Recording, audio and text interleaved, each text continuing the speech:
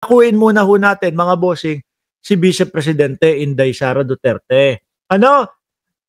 Uulitin ko, mamaya na po natin pag-usapan si Bato de la Rosa. Bigyan po muna natin ng katahimikan si Bato de la Rosa dahil po sa palagian na ating tinatapik si Bato at napag-uusapan po si Bato, mga kababayan, iyan po ay kinakabog ang dibdib. Bigyan muna natin ng kapayapaan si Bato. Ngayon po, si Inday Sara Duterte naman ho, mga kababayan. Ayan, o, di ba? Sabi ni Inday Sara Duterte po dito, ano?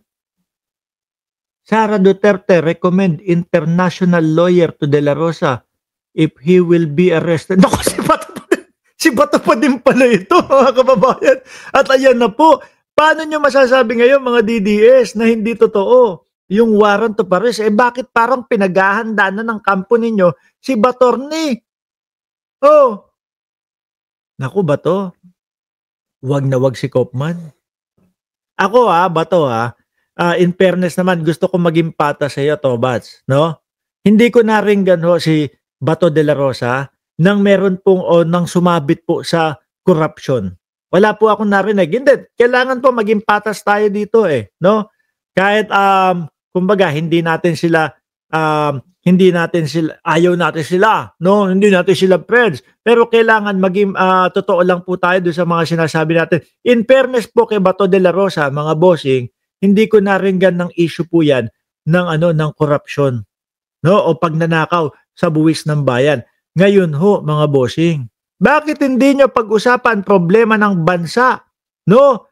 Sa napakaraming patay sa baha. Uy, ito ay Maria Estorgard, Lorenzen, no? Ito ang mga problema ng bayan. Si Sara Duterte, si Bato de la Rosa, si dating Pangulong Duterte, sino pa? Sila Kiko Barsaga. Yan ang mga problema ng bayan. At kayong mga DDS.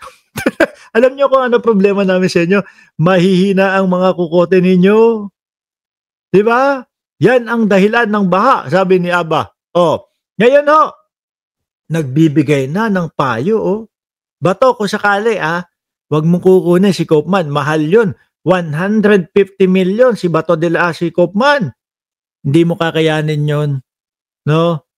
Si yung mga Duterte, kayang-kaya si Kopman. So yung mga Duterte, magkano daw ang per buwan ni Kopman na sahod? 150 million. Yakang-yaka ng mga Duterte yun. Baka si Pulong pa lang, sabi, magkano yung sweldo mo? Isang taon. Aabutin ho yun pag kinwenta ng 1.8 billion. Billion hindi milyon. Sabi ni Boss Pulong, 1.8 billion. Yakang-yaka. Go! Kopman. Di ba? Sa 10 taon. Kasi 10 taon daw ho, mga bossing, yung posibleng abutin nung kaso ng dating Pangulo. 10 taon. 1.8 multiply mo sa 10. 18 milyon. Kayang-kaya. No? Sabi ni Boss Pulong, 18 bilyones. Yakang-yaka. Ngayon, Sara Duterte, aming Vice Presidente, international lawyer ba ang gusto mo kay Bato de la Rosa? Sino kaya ang murang international lawyer kay Bato de la Rosa? Unless kung ililibre nyo ng lawyer. Di ba? Lagi ho sinasabi ng mga DDS, wala. Wala yung na yan, warrant of arrest na yan. Sabi, ayan, si Maria, di ba problema nyo yung presidente na kinuha lahat ng, gusto namin ng patunay niyan, Maria. No? At ang pera daw ng bansa, pati gold reserve, kinuha na. Gusto namin ng patunay niyan, Maria. Dahil kapag ikaw tumayong testigo at napatunayan mo, sasamahan ka namin, susuportahan ka namin. No? Punta na kaya tayo doon, Maria. No, dalhin mo lahat ng mga ebidensya mo. Bakit hindi kaya humarap na sa korte? Total naman, mukhang alam na alam mo. Halika na, sasamahan ka namin. Susuportahan ka pa namin. Susuportahan ka pa namin. Basta may ipapakitang ebidensya. Pero kung ganyan-ganyan lang, naku, ayaw namin yung style ng DDS, yung kwentuhan lang. Di ba? Ang dami ng evidence. Ang dami ng evidence. Nasaan nga? Sige na, labas na. Nasaan ba yung ebidensya? Hindi, sige ganito na lang. Ituro mo sa amin yung site ng makikitaan namin ng ebidensya. No? Yung site na makikitaan namin ng ebidensya, pupuntahan namin yun. At tapos, susuportahan ka pa namin. O sabi ni Aba, paste the link here. O, salpak mo na, Maria. Di ba? Pero, etong kay Bato de la Rosa, na mukhang malapit nang arestuhin, mukhang malapit nang iserve ang warrant of arrest, mukhang meron kaming mapapatunayan dito. Naalala nyo yung kay dating Pangulong Duterte? Di ba?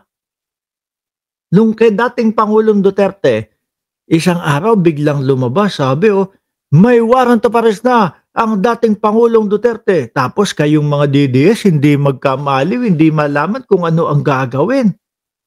No, natataranta na kayong lahat. Taranta na kayo. Hindi nyo na alam kung ano gagawin. Tapos si Torre, kalma lang doon sa Gedli. Sabi ni Torre, walang warrant. Hindi nagsasalita. Nung sumakay na ng eroplano ang dating Pangulong Duterte, ayun, sa kote. Sabi ni Wenani Lavina, MR, anong schedule ng birahan? Everyday ba? Everyday po yan. So, at pagkatapos natin dito sa Mark Ramos Channel, didiretso tayo diyan sa Birahan PH. Kasama po dyan si Pambansang Nanay Survivor. Di po ba? Nasaan na si Maria? Naghanap lang tayo nung ebidensya, hindi na nag-type. Naghanap lang tayo nung sabi ni Ma'am Aba, i-paste yung link dito. Ilagay yung link dito, hindi na nagparamdam. Di ba, Ma'am Chris Rose? Ma'am, balik tayo kay Vice Presidente. Madam BP, no, hindi kaya mag-aksaya lang ng pera si Bato de la Rosa sa mga international lawyer? Kasi yung nakikita ho namin kay Koopman, yan, international lawyer ho yan. At ang sinasabi, 150 million daw po per month ang kinikita sa inyo ni Koopman. Bakit parang walang naitutulong ho sa inyo? At bakit parang hanggang ngayon nandoon pa din sa oblo ang dating Pangulong Duterte? At lahat po ng hilingin ninyo, tablado pa. Di po ba? Interim release, tablado. Hindi po kaya masayang lang yung pera ni Bato de la Rosa kung makamam. Hindi ganun kasi naman tayo, di ba? Lahat kayo, ma'am, madam, boss, chief, amo, di ba? Lahat naman, madam, vice presidente, baka maaksaya lang po ang pera ni Bato. Wag na lang kaya, baka kaya natin ito paso yan kung sakali. O kaya naman, si Harry Roque, baka kaya na. Kay Bato de la Rosa. Pero, seryoso mga kababayan ha, hindi kaya indikasyon ito na alam na din nila at ramdam na din nila na talagang merong pawaran to pares na ang ICC kay Batorni, mga bossing. Kasi Vice Presidente, ayan, nagbibigay na ng payo kung sino ang dapat kuhanin na lawyer ni Batorni. Di po ba? Tapos maririnig pa natin si Batorni. Batorni, ano sasabihin mo dito? Lord, kahit nag-aarap kasama yung tao, actually lahat ng napatay ko. Lahat ng napatay ko. Nasisisi ako. Bakit buhay yan Bato, pag doon mo sa loob ng ICC, pinagsisihan yan. Pag doon ka nategi sa loob din, malamang pagpanik mo sa taas. Ito, pinagsisihan na nito.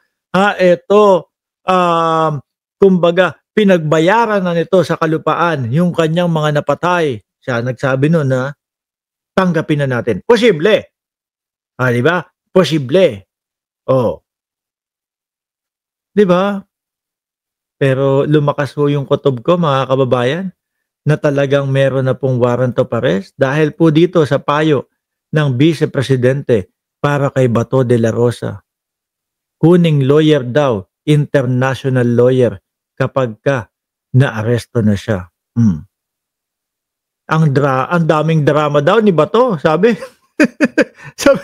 Ang daming drama ni Bato, bigyan ng jacket siya. Sabi ni Dayan Asuncion, iba ang batas ng tao sa batas ng Diyos. bahala na po si Bato. No, kung hindi siya tanggapin doon, itaga sa Bato. O mamaya na talaga natin pag-usapan si Bato de la Rosa. Bigyan po muna natin ng kapayapaan si Bato de la Rosa. Ano, yung hinahanap si Bato de la Rosa, wag muna natin pag-usapan.